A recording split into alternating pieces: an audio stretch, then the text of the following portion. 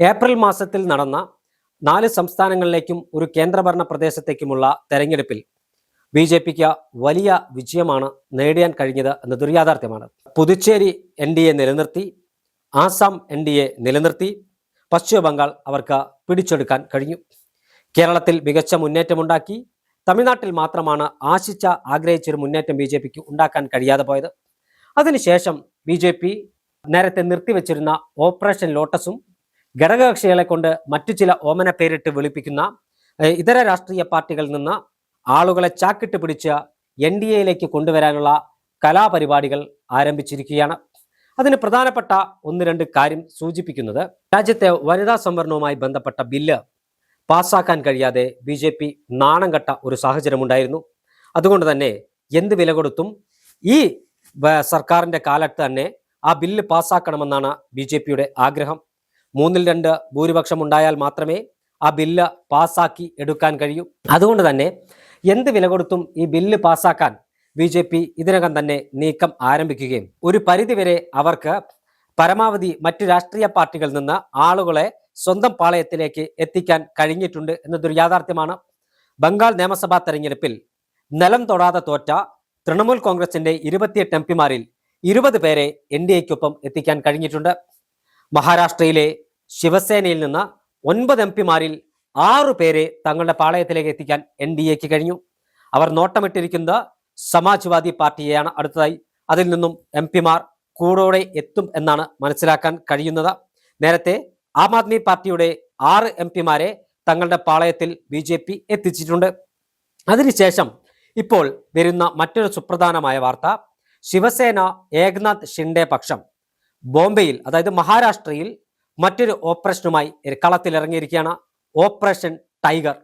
അതായത് ഉദ്ധവ് താക്കറെ പക്ഷം ശിവസേനയെ, അത് കോൺഗ്രസിനോടൊപ്പം നിൽക്കുന്ന ഇന്ത്യ മുന്നണിയിലെ പ്രധാനപ്പെട്ട ഘടകകക്ഷികളിൽ ഒന്നായ ഉദ്ധവ് താക്കറെയുടെ ശിവസേനയിലെ MLA-മാരിൽ ഭൂരിഭാഗം ആളുകളെയും അടർത്തിയെടുത്ത ഏകനാഥ് ഷിൻഡെ പക്ഷത്തേക്ക്, അതായത് NDA പക്ഷത്തേക്ക് കൊണ്ടുവരാനുള്ള നീക്കം ആരംഭിച്ചു കഴിഞ്ഞു. 20 MLA-മാരാണ് മഹാരാഷ്ട്ര നിയമസഭയിൽ ഉദ്ധവ് താക്കറെ ശിവസേനയ്ക്കുള്ളത്.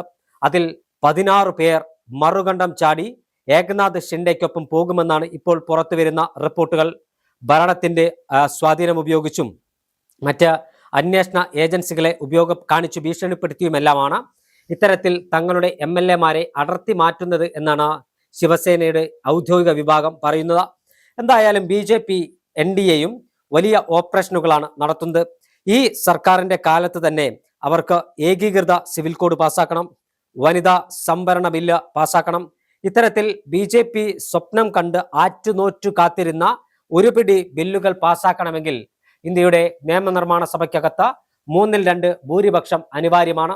നിലവിലെ സാഹചര്യത്തിൽ 3-2 ഭൂരിപക്ഷം ബി.ജെ.പിക്ക് ഇല്ലാത്തത് കൊണ്ട് പല ബില്ലുകളും പാസ്സാക്കാൻ അവർക്ക് കഴിയുന്നില്ല. അതുകൊണ്ട് തന്നെയാണ് ഇതര രാഷ്ട്രീയ പാർട്ടിയിൽ നിന്ന് MP-മാരെ ചാക്കിട്ട് പിടിക്കുന്നത്. അതോടൊപ്പം തന്നെ MLA-മാരെ ചാക്കിട്ട് പിടിച്ച് തങ്ങളുടെ പാളയത്തിൽ എത്തിക്കുന്നത് ബി.ജെ.പിക്ക് ക്രൂരമായ ഒരു വിനോദമാണ്.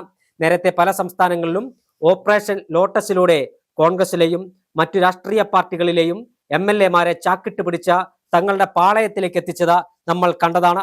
അതിനുശേഷം ഒരു ഇടവേളയ്ക്ക് ശേഷം വീണ്ടും ബി.ജെ.പി അത്തരം ഒരു കുതിര കച്ചവടമാണ് ഇപ്പോൾ ആരംഭിച്ചിരിക്കുന്നത്.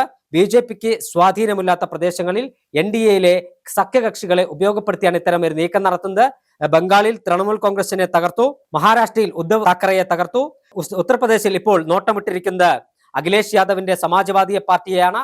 അതിനുശേഷം മറ്റു സംസ്ഥാനങ്ങൾ, പ്രാദേശിക പാർട്ടികൾ ഭരിക്കുന്ന മറ്റു സംസ്ഥാനങ്ങളിലേക്കും ഇത്തരം നീക്കം മുന്നോട്ട് കൊണ്ടുപോകാൻ തന്നെയാണ് ബി.ജെ.പിയുടെയും അതോടൊപ്പം തന്നെ അവരുടെ സഖ്യകക്ഷികളുടെയും നീക്കം.